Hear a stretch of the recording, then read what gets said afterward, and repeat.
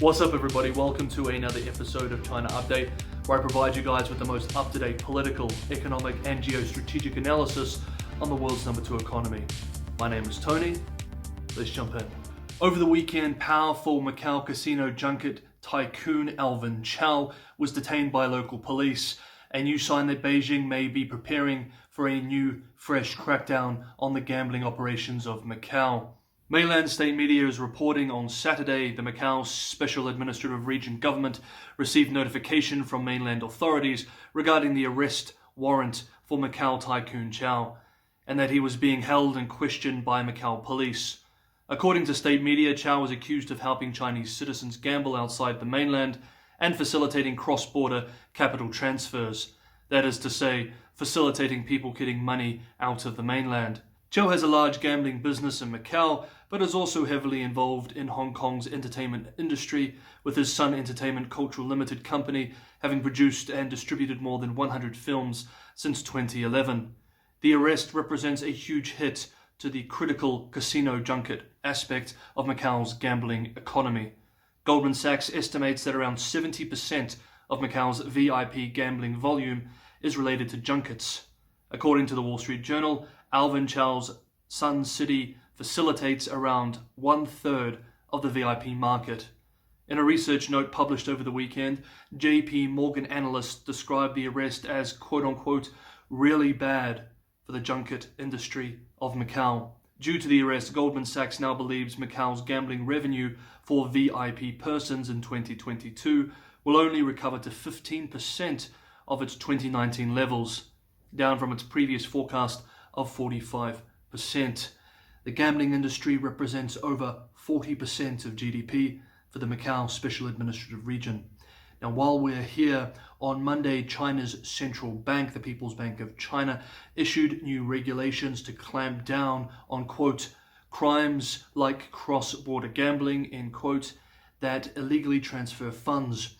Chinese financial media outlet Tycoon Media reports that, quote, the rules are expected to significantly impact the whole payment industry, especially key players Alipay and WeChat Pay, end quote. The new rules come into effect on the 1st of March 2022.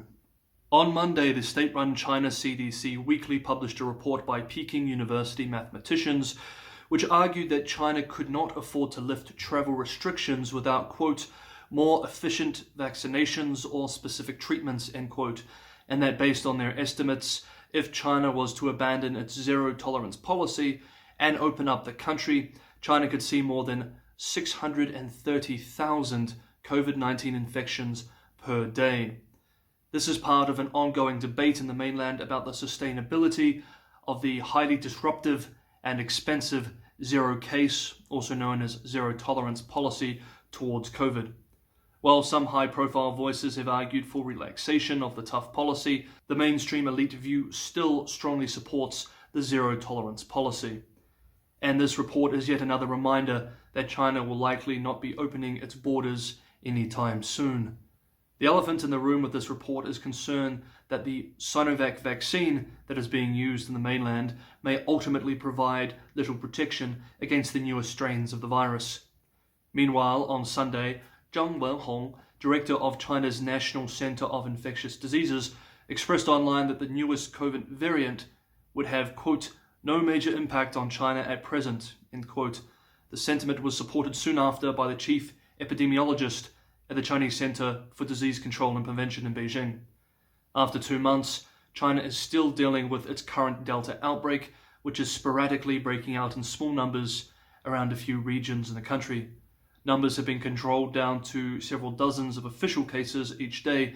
However, the whack-a-mole style of policy rollout makes forecasting difficult. That is to say, it could be stamped out tomorrow, or it could well blow up tomorrow. Next up, another salvo in the ongoing US-China technology competition. By the way, guys, if you're enjoying the episode and getting some value from the episode, don't forget to hit that like button. It's the only way a small channel like this can be seen by more people. If you're watching for the first time and you're getting some value, you enjoy the content, maybe consider subscribing. You'll have the most up-to-date analysis every 48 hours when I release these. Okay, plug over, back into it. Top Beijing policymakers have approved a 3-year plan to revamp its state science and technology system focused on key future technology sectors. This is part of its wider and intensifying competition with the United States in the technology space. The plan aims to refine how China, quote, manages science and technology resources and projects, end quote. The Central Comprehensively Developing Reforms Commission, which is directly led by General Secretary Xi Jinping himself, last week approved this 2021 through 2023 blueprint. The General Secretary expressed at the time that the goal of the plan overall is to achieve, quote, self-sufficiency and self-empowerment in technology, end quote. And last up, the Evergrande housing crisis. First, we're going to discuss the company itself, which is not looking good at the moment, and then discuss the wider housing crisis in the wider property development sector. On Monday morning in Hong Kong, shares in China Evergrande fell almost 5% in reaction to the news that the chairman had sold about $350 million in company shares, which was disclosed late on the previous Friday evening after trading for the day had ended. The group's electric vehicle unit, China Evergrande New Energy Vehicle Group Limited, also took a 5% price hit. All eyes are on the highly indebted property developer, which has a deadline to make an $82.5 million payment on December 6th, after missing the initial payment date of November 6th. This payment is small potatoes, however, compared to the billions of dollars in obligations, which will come due in March and April of next year. Also on Monday, Vantasia Holdings suspended trading in company shares pending release of information. It seems very apparent now that more regulatory easing of the property sector is on the way, a sign that Beijing's commitment to reforming the property sector through deleveraging looks to be getting a little wobbly. On Monday, state-run China Daily reported that China, quote, may slightly loosen real estate financing policies, end quote, and expressed, quote, the end of China's tightening of real estate financing policies is near, end quote. Now, when a top state media outlet says that China may do something, it typically indicates that China will do something. And it's not surprising. The property sector in the People's Republic of China mainland is really feeling the pain.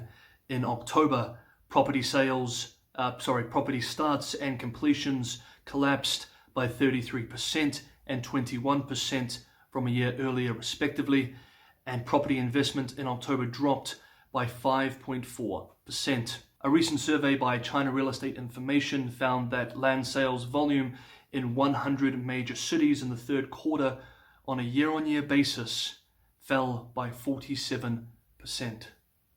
Hey guys, I'd love to hear what you thought about some of the updates we covered in today's episode, so throw your comments below. Always love hearing from you. Thank you for watching. I'll see you next time.